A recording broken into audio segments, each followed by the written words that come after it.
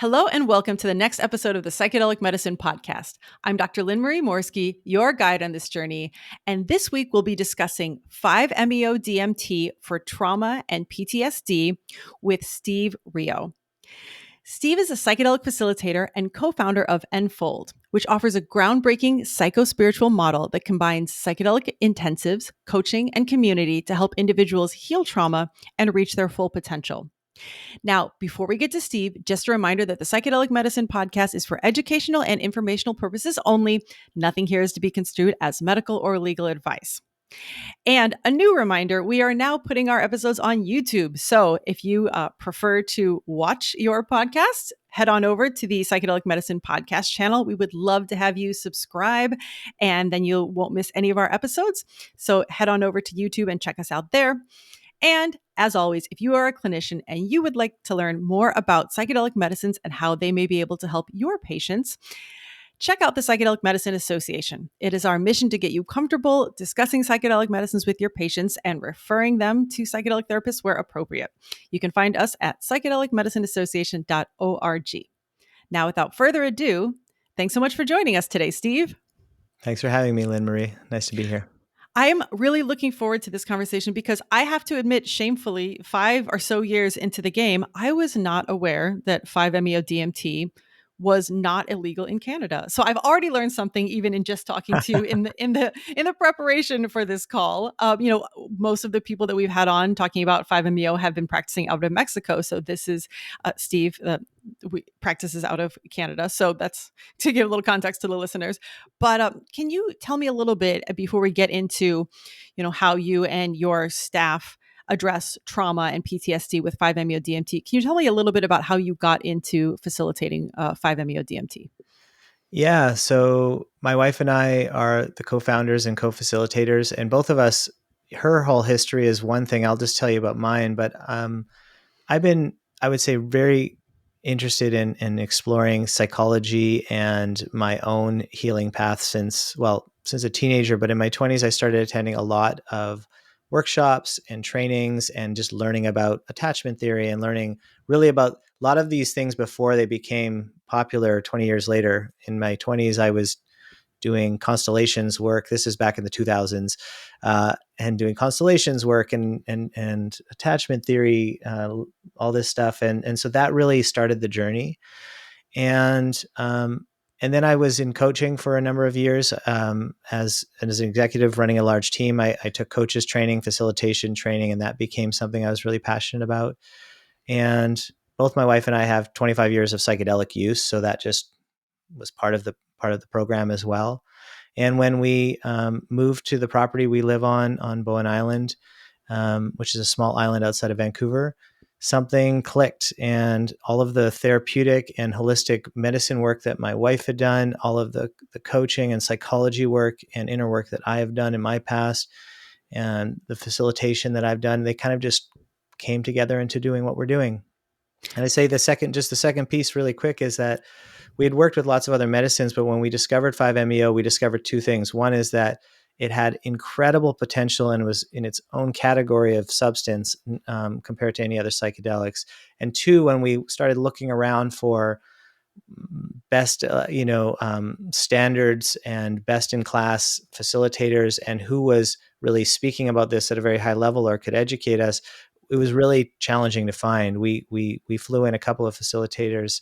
We flew in one in particular that we thought was amongst the best in the world, and it was really a crash course in what not to do. And that just told us that this medicine, there was potential and opportunity here, but also that really somebody needed to start creating standards. And I think now there's a few people who are really doing that besides us. But it felt like a very interesting landscape at the time, 5-6 years ago, where it's like, this medicine's incredible. What's going on here? It's a bit of the wild, wild west as well.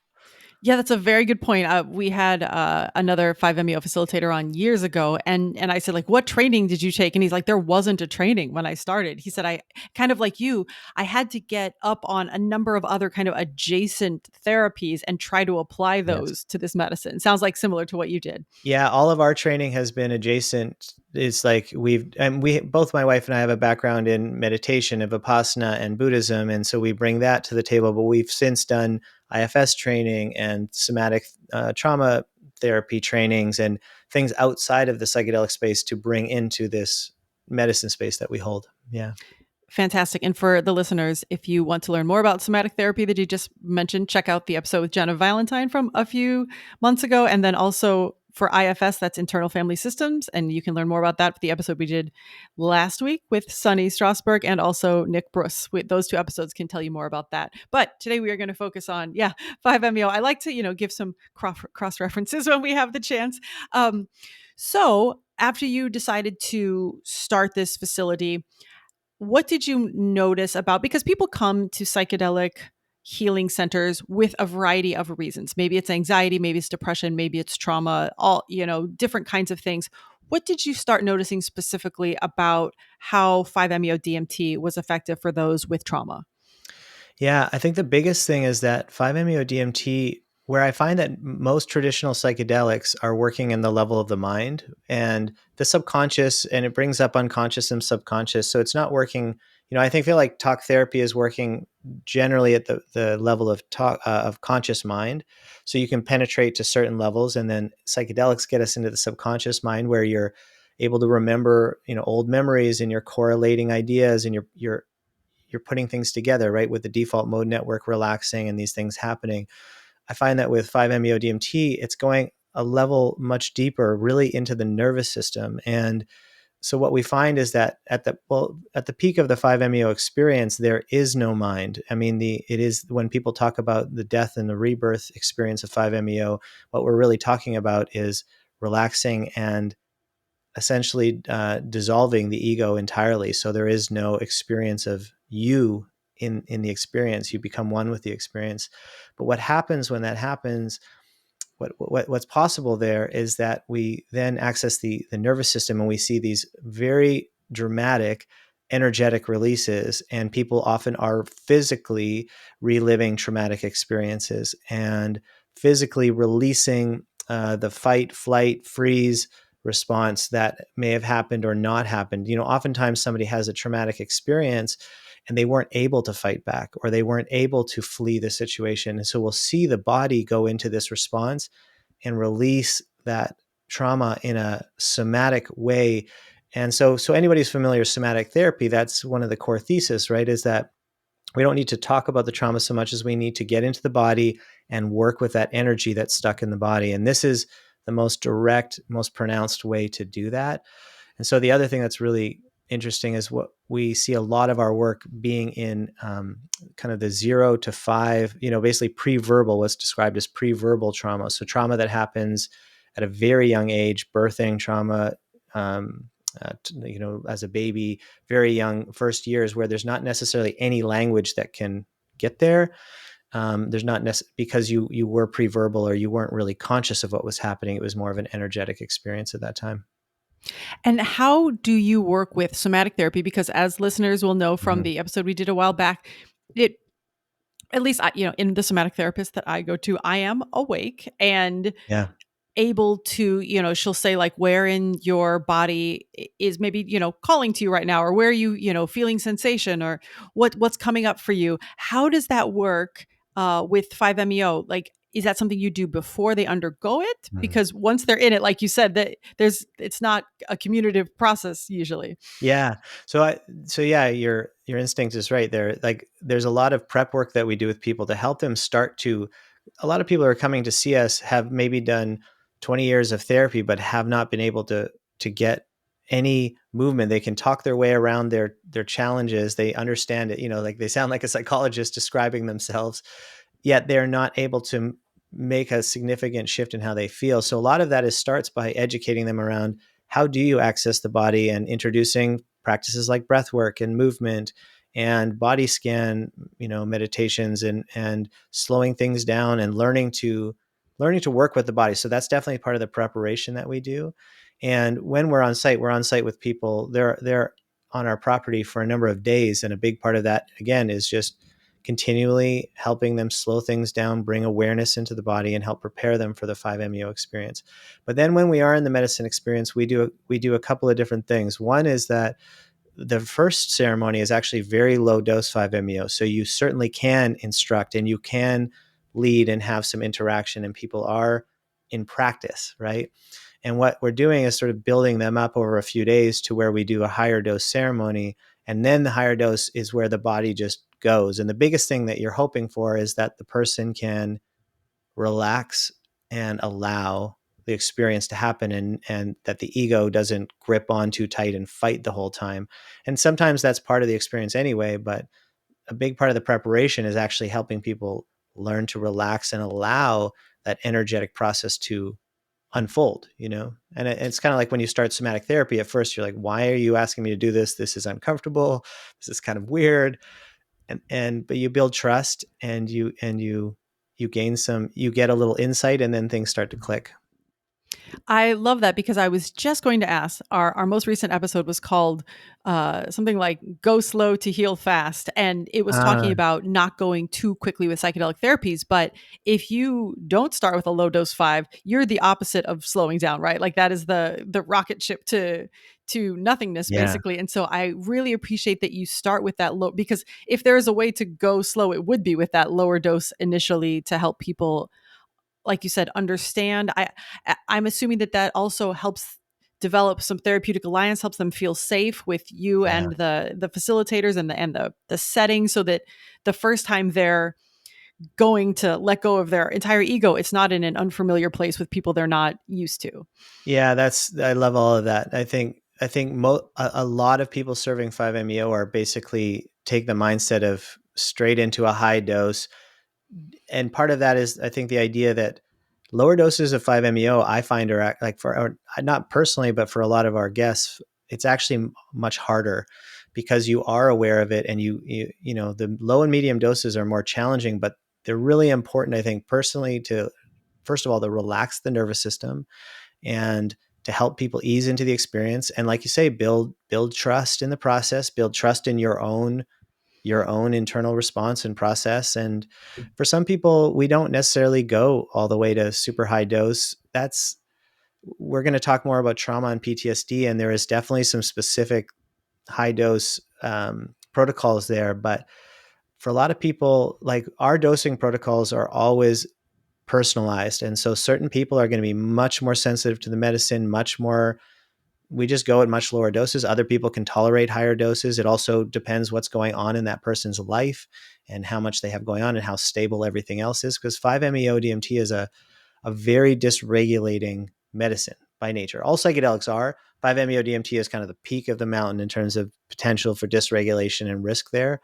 And so there's a lot of factors to consider. Thank you for bringing that up. It brings to mind, before we get into the PTSD and trauma protocols, which I would love to hear about, what kind of screening process do you do, knowing that it is that dysregulating? Are there certain conditions that you think are not a good fit?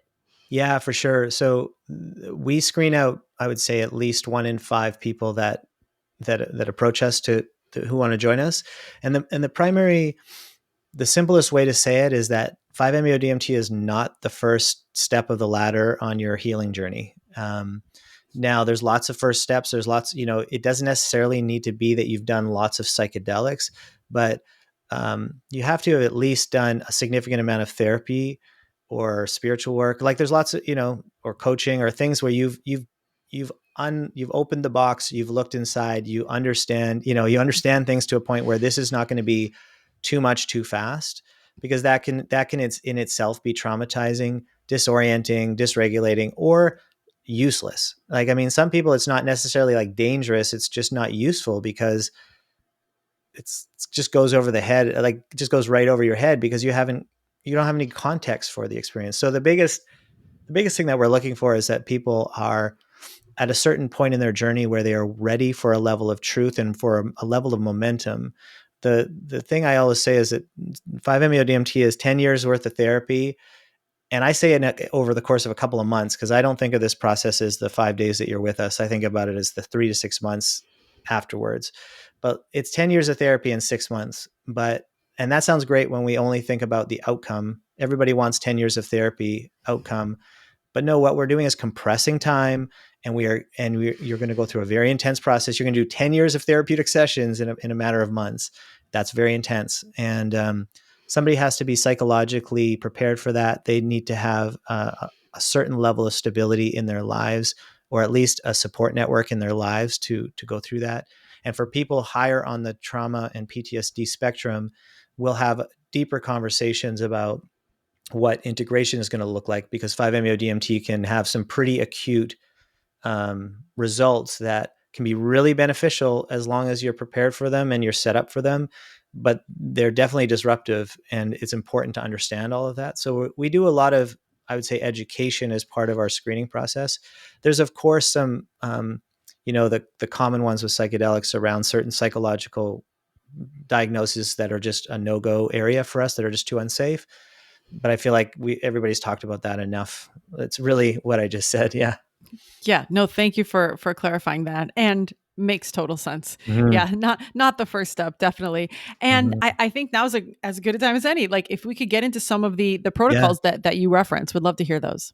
Yeah. So, like, I think that everybody who comes to see us is on some spectrum with trauma, whether it's capital T's, big event trauma that happened, or more just, like so many people have had just emotional neglect trauma, more, that did happen through their childhood or various things like that. But if we want to talk more about people who have had more intensive, whether it's physical trauma, sexual trauma, um, we've had people who have been in plane crashes or serious accidents or spinal cord injuries, or, we just had a guest here who, at 20 years old, had a ski accident, was paralyzed from the neck down for a while, and a big part of his ceremony was his whole body going through this process of almost like reactivating and reliving and releasing the acute trauma of the moments after the experience, him waking up real, like in this wild position, and working through the trauma of that moment, which is fascinating because at that moment he could not move his body, and this time he could. And just watching the body reconnect, and it was very painful. It was a very challenging ceremony, but it was wild. It was wild to see his body before and after, and see how he looked before and after. It was a very dramatic moment. And then we worked with people with more severe PTSD as well. Like, I mean, that would be severe PTSD, but more complex PTSD as well. And so when somebody comes to us with, I'll speak specifically about complex PTSD for a second. When somebody comes to us, where they basically check all the boxes for complex PTSD, and they're really struggling with it, what the conversation is really about, how much spaciousness do they have in their life in the weeks and months after our work together, because that will define how heavy we go with dosing. And there's thresholds where we just won't cross anyway, but in certain cases with CPTSD, we'll definitely dose at a much higher level than we normally would with people, knowing that it's going to cause a level of physical disruption. It could cause, I can talk about all that in a second, but what I'm really speaking about is in a single session, we'll do 2 or 3 high doses of 5-MeO DMT. And what we're really doing is there is continually unlocking the energetic, like the I don't know the scientific term. I don't know if there's a scientific term for this yet, but energetic stuckness. Yeah. Right. And the deeper the trauma, the more you're kind of fracking away or hammering away at that to try and unlock it. The thing is, when it's deep trauma and it does unlock, that is going to mean it's like just imagining the dam is bigger and bigger and bigger. And when you crack open a really large dam, the amount of flow that will come out of that is going to be dramatic. And that can look like a lot of things. It can look like physical symptoms, right? Like so pain in the body, headaches, aches, muscle cramps, all sorts of physical ailment, like physical pain that manifests for a number of days or weeks. Serious disruption in sleep for some people because of the amount of reactivations. So we could talk more about what reactivations are in a moment, but basically disruptions in the sleep that can last for days and weeks afterwards. And just serious emotional release that is fairly persistent. So in one case, we had a fellow, he's in his 50s. He's an interesting guy because he came from a very religious background in the southern states of the US, and thought the drugs were evil and, all this kind of thing. But he had done all this work to try and resolve the CPTSD. He was suicidal. He wasn't acutely suicidal, but he was in a very bad place. He was in a hopeless place, and he came to see us. We did a bunch of prep work with him where we had him doing breath works and doing movement practices and preparing himself for his time with us. We gave him some things to read. We were really doing as much contextualization. I met with him 3 or 4 times before he arrived with us to kind of prep him for this. Then we did our high dose CPTSD protocol, and it was 3. We ended up doing 3 high doses with him. He came out of that feeling completely different. Like it was just a night and day shift for him. However, the emotional and physical release of energy lasted for another 2 full weeks. In this case, it's interesting because he's a surgeon with a massive practice down there. And so he did daily surgeries on people. And what was interesting was working with him around the intelligence of our healing system was to say that, okay, the surgeries, you are going to compartmentalize for the surgery for the 2.5 hours a day, but you have to have the afternoons off because you're going to immediately leave there and you're either going to go for a swim or you're going to go to the gym. You're going to go do something physical right away.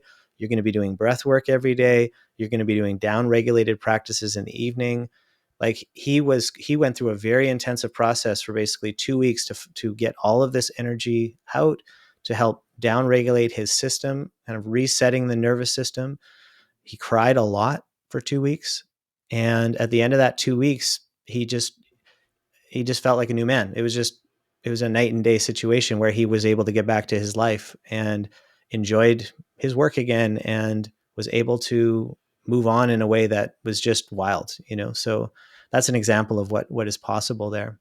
Now that I when I tell stories like that, I want to say that trauma is complex and for some people it's not that simple. For some people, they go through a 6 to 12 month process after 5-MeO DMT that is really challenging, Yeah.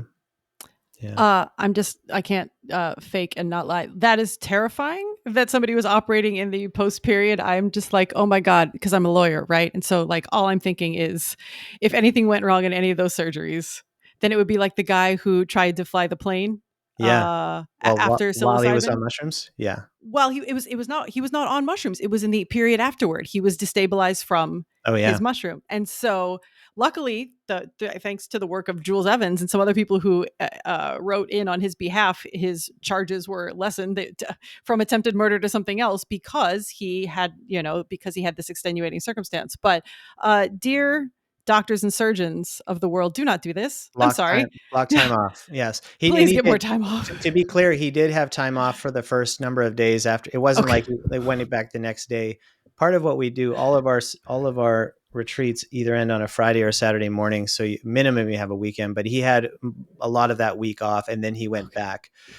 You're And like, you said he like, because you're talking about reactivations. I'm like, what if he has a reactivation during surgery? Like, I don't know what kind of surgeon he is, but regardless, that would be terrifying. yeah, we've I can only think of one example where somebody had a daytime reactivation with 5-MeO who's worked with us. I think that people who have worked with other people serving 5-MeO have very different results. So I can't speak for all 5-MeO results, but I can speak for our own.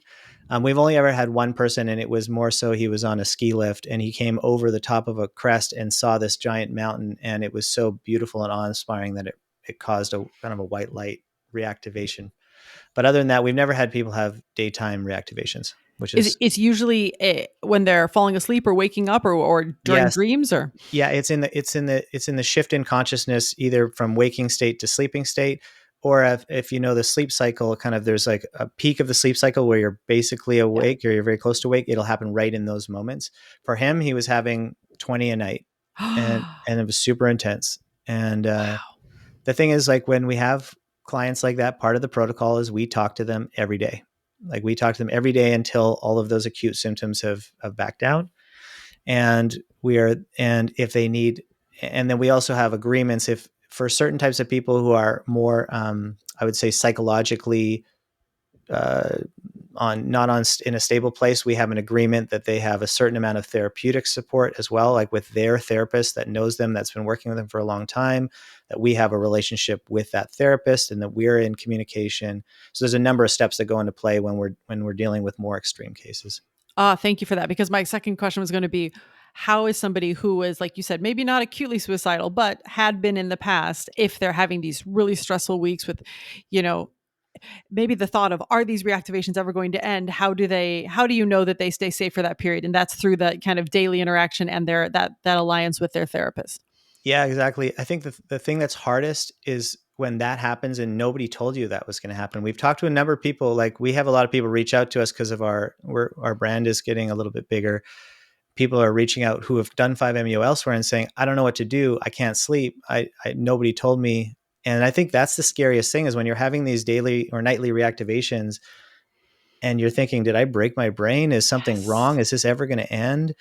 And they all, and so it's pretty simple, the practices, and then understanding what's actually happening there and how to work with it. Cause it's really powerful when that happens. When people have that kind of response, I always know that the outcome is going to be tremendous, but they do have to get through it, and it is challenging. And when you're not sleeping well, that leads, that puts more stress psychologically on everything and physically. And so it can be a pretty challenging time for sure. Yeah. And I think that's a very good point about education up front, because so much of it is anxiety of this is abnormal. Like you said, the exact phrase, have I broken my brain? Like Yeah. that's so relatable. Can you talk a little bit about how you work specifically with like the nervous system and the personality system of the person who's coming to see you? For sure. And just before we go there, you mentioned suicidality, and I think it's just worth touching on that for a sec, if you're comfortable with it. Yeah, absolutely. Because first of all, when you work with as many people as we do, you realize how much more common some level of suicidality is than we'll naturally talk about. The amount of people who have had some moment, at least in their life, where they felt hopeless and felt like maybe it'd be easier to not be here. There's a scale to suicidality and all the way to planning and actually starting to collect the mechanism of action or things like that. Right. But I feel like way more people than we'd like to admit have some version of that. And what we also see is that with 5-MeO DMT, speaking from the language of parts work, or this idea that as we have a personality system and we have all these different aspects of our personality, 5-MeO DMT often unrepresses some of those parts that maybe when we were a teenager, we had some suicidality, or when we were maybe we grew up in a chaotic home and we felt like life was hopeless, and, like a very juvenile sort of suicidality, which isn't about killing yourself. It's about more like giving up. Right. And what we see for some people as part of the integration process is that repressed, hopeless young part of you coming up and being much more present and suddenly activating in your personality system in a much more pronounced way. And so I think in general, 5-MeO DMT causes more volatility in your personality system, and it brings things to the surface, which is, again, amazingly therapeutic if you have the right context and the right support, and that could be happening, and you have somebody to reach out to if that's happening, right? But it can also be, it presents one of the risks of 5-MeO DMT if you're doing it in an unsupported way. So I just like to mention that, because I would say not a lot of people, but some percentage of people who come to see us, some version of suicidality or hopelessness as a part of their system becomes more pronounced, and they go, oh, I hadn't felt that way since I was 9 years old. Like, why am I feeling it now? And it's because, that part of your system needs resolution and needs healing. And it's here, it's now ready. It's like, you're ready. Here you are. It's right in your, it's right here in your face now. So I just like to mention that, because I think it comes up a lot. Yeah. Yeah, absolutely. I'm glad you did. Yeah. And so your question about nervous system and personality system, the way we think of our work is in three bands. Like, there's the nervous system work, which I think unless you have some level of nervous system mastery and stability, it's very hard to do healing work on the level of your personality or feeling connected to something. Like our third tier is spiritual system, which is feeling connected to something greater than you, feeling connected to your world and your life and to your higher self, right? And feeling connected to meaning and purpose. And so we feel like our work really starts at the level of the nervous system, helping people to sometimes upregulate if they're in a chronic freeze state, and helping find safety in the body. So a lot of people, they come to see us and we say, "Oh, what's your level of trust in the body?" And they go, "I have no idea what that means." Or they say, I don't like feeling my body at all. It just makes me anxious." Right.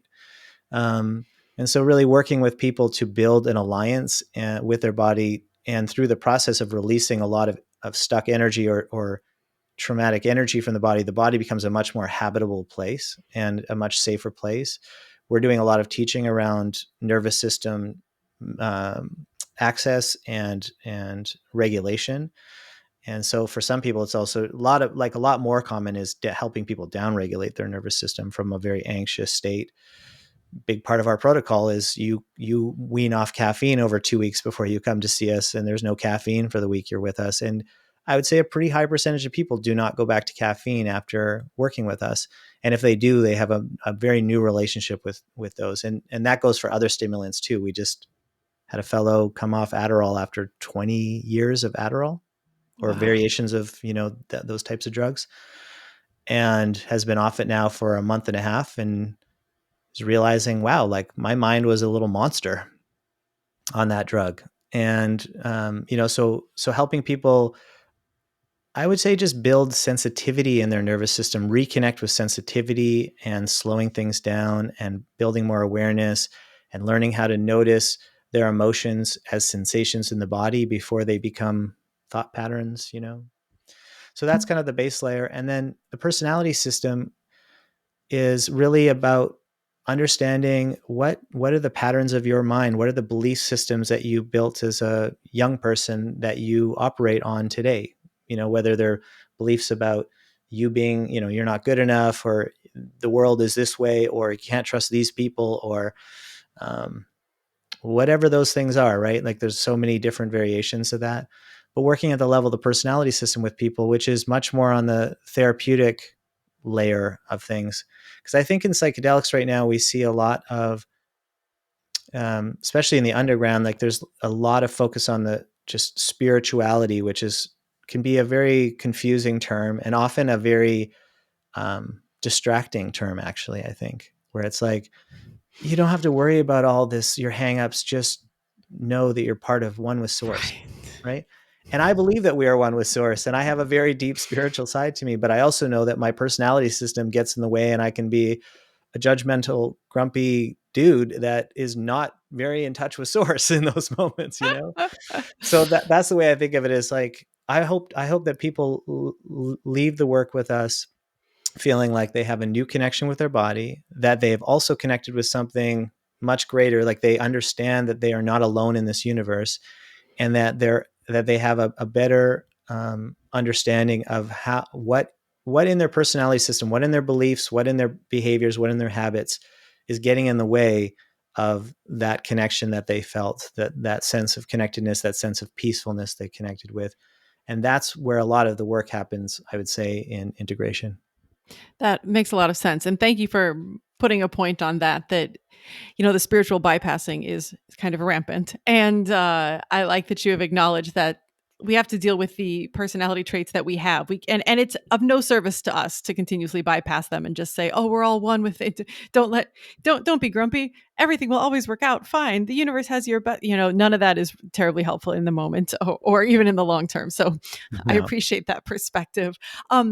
Can we talk a little bit about, kind of the elephant in the room with treating something with trauma, or treating trauma with something that can be, like you said, almost a traumatic experience, if not not done in a safe set and setting and all those things. But sometimes, and I'm going to, throw this to you to corroborate, but you can probably still do all of the things right and have a traumatic an experience that is traumatic to the person undergoing 5-MeO. Yep.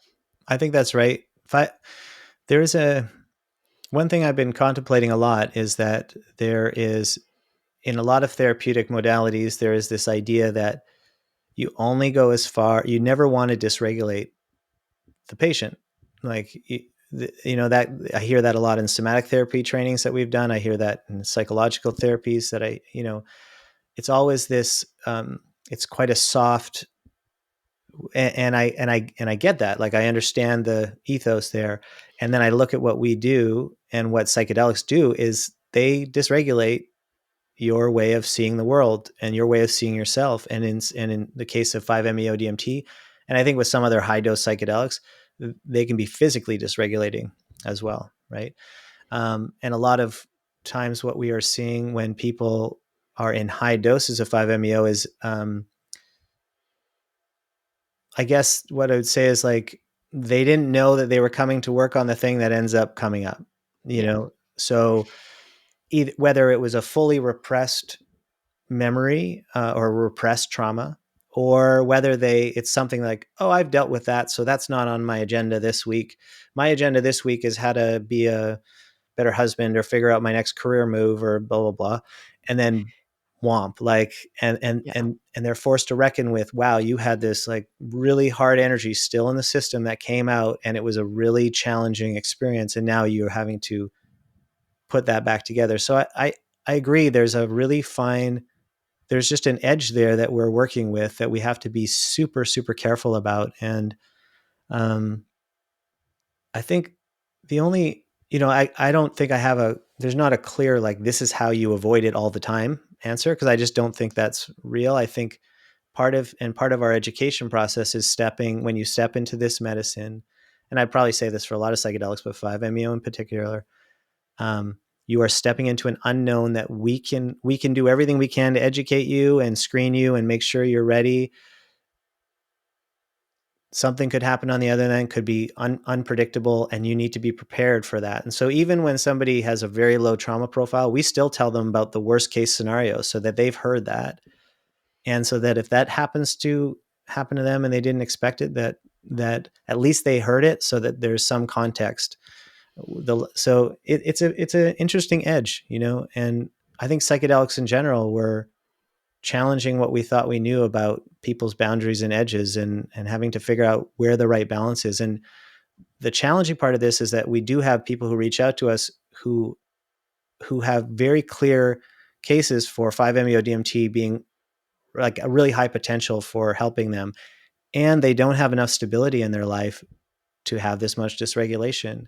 And so a lot of our conversations with people are referring them to a somatic therapist to begin with, or a there's a lot of wacky stuff happening in breathwork too, but a thoughtful breathwork facilitator, or a mushroom experience, something lower dose, more accessible, and say, give us a call in a year, let us know how things are going, go do these other things, come see us in a bit. And for us, that's the best mitigation, is just, if we get any sense that this is not going to be safe or not a good fit, pull the cord. And we've done that a couple times, where people screened fine, prepped fine, showed up on site with a certain energy that did not feel safe, and we called it right there. And that's a very challenging moment. Like, somebody has flown across the country or across the continent, and you have to say, I'm so sorry, we'll refund your money, but this is a no-go. Like, this is not safe for us or for you. And so we've done that in a couple of cases. Luckily, I think our screening's pretty good, but that does happen. Yeah. By the way, just kudos. I'm sending like a massive hug from afar, because we have done episodes on with Dr. Rick Barnett. We did an episode on when not to proceed with a planned psychedelic journey. Right. And one of the things that I think weighs so heavily on people's mind once they get there is, I'm not going to get a refund. I better go through with this. I've spent this money. So thank you for being an integrous organization that refunds the patient when they, because then they don't have that weighing on their head, and the adds to the shame or the guilt or whatever disappointment is coming up when it's just not going to happen for them. On top of it, they are out all that money. Thank you for what you all do in your organization on Yeah, that it's side. a tough one. In one case, an older gentleman who really needed the help, and went back and forth and talked to his psychologist and all this stuff, and we decided to proceed. And then in the prep process, a week before, it just he was just, I don't know if he was having a backslide or we just saw a side of him that we hadn't seen yet, but we just said like, I'm so sorry. And we actually, we covered his flight costs because we knew he was lower income and this was a big purchase, but it was just, I just felt like, I don't know, man, I'm so sorry, but this is not going to be okay. And, it's heartbreaking for people, but because it is, I think one of the challenges in all of this is that um, people will lie to you to get to your experience because they're desperate Yeah. for the healing or and you have to be really careful about um, the conversations you have and asking open-ended questions and really listening to your intuition and really being grounded in that. And like for the people that work with us, Jesse, who helps us with screening and client onboarding and all this kind of stuff. Part of her, she's always super happy when we fill a retreat and we can move on to the next retreat. Like that's great. As a business, that's a great thing. And we always kind of constantly remind each other, never at the expense of any sort of, if you have 1% thing in your body going, I don't know about this person, listen to that 1% and figure that out before you proceed. It's like, it's an interesting edge because we are running a business and it's a hard business to be in, frankly. There's lots better ways to make money, but it is a business. So you kind of have to balance all of that. Yeah. Well, I appreciate that insight and Yeah. very, sweet of you to have refunded that gentleman because, like you said, these populations are, especially, there's so much trauma that comes with being in a marginalized population or low income, the trauma of poverty and all of those things that can compound things. So, Yeah, yeah, I do realize that it is a lot on the facilities to balance the patient's interest and their own ability to stay afloat and all of those things. totally. So yeah, thank you. And I also appreciated you bringing up informed consent, which is difficult in psychedelics, but that's basically what you were talking about when you're like, even if we don't think at all they're going to have the worst traumatic 5-MeO, we have to let them know that's a possibility because otherwise they're not making an informed consent. And that it's that Yeah. surprise when you're like, I wouldn't have agreed to this if I thought I was going to have an ego disillusion and see my own whatever thing that I wasn't ready to confront. So Yeah. very good point with that. Is there anything about addressing trauma and PTSD with 5-MeO DMT that I have left out before we wrap up? Yeah, I think one of the most challenging aspects of people going through our experience compared to other psychedelic experiences they may have gone through is that um, it's what we're doing here. I would say there's obviously a psychological component to it, but often that happens in the weeks and months afterwards. What's happening here is much more somatic experience, and it can be very confusing and challenging for the mind of a person who's trying to the mind. You have this that you've paid all this money, you've prepared for weeks and months, you've been thinking about it, you come have this experience. There's you know right after the ceremony for some people, the thought is, what just happened, and did anything happen, and did it work? And because there's very rarely like an immediate insight on, here's how you're going to make your life better. That's not what comes out of this experience. What comes out of the experience is a dramatic shift in the way your body feels. And often people will report feeling emotionally lighter or that they lost 10 pounds. The way it's hard to explain, but the way people's eyes light up the day after the ceremony is so different. Like they often just look different coming in and leaving, but it takes a while for the mind to catch up. And often so many people, in general, our mind is like, I want to figure this out. I want a clear answer. I want to know what happened. I want to be able to explain it to my friends. And it can be really challenging for people in the few days that they're with us. And what we'll do, we just continually repeat, this is a process. You actually don't know what happened yet. I can't wait to talk to you in 6 months, but please trust that, some, and don't compare yourself to the other people in the group, because one person had an ecstatic experience. One person had a super challenging, terrifying experience. One person had what we call the black box experience, where the mind just shuts it down and has no memory at all of it. And so I think that, but we've been taught that we need to problem solve trauma all the time, and that we need to have a logical explanation in order to fix it. And I think a lot of what is actually happening here is not a logical thing. It's an energetic process. It's a somatic process in that trauma can, I think, very similar to doing somatic therapy. It takes a while to get until you actually see it work. It's hard to understand what's going on here, you know? And so I just like to say that I think a lot of what the trauma healing that we're doing and seeing is about stepping away from the story and actually just dealing with the energetics and the emotions that may be attached to something. And a lot of times, if it's pre-verbal, there is no story. So I don't know why I'm crying so much. I just feel a tremendous amount of grief coming out of my body. And I don't, and if you can relax and not attach a story to it, you can just allow that energetic process to happen. And that can be incredibly healing. I love that. And thank you for bringing that up so that people aren't always, I think that's a very good point that you put, is like, how do I explain this to people? How do I explain it to myself? Right. Yeah. I need to know what happened. How did I fix myself if I feel better? Right. No, I think that's a very good point to make, is that you, first off, you don't need to know.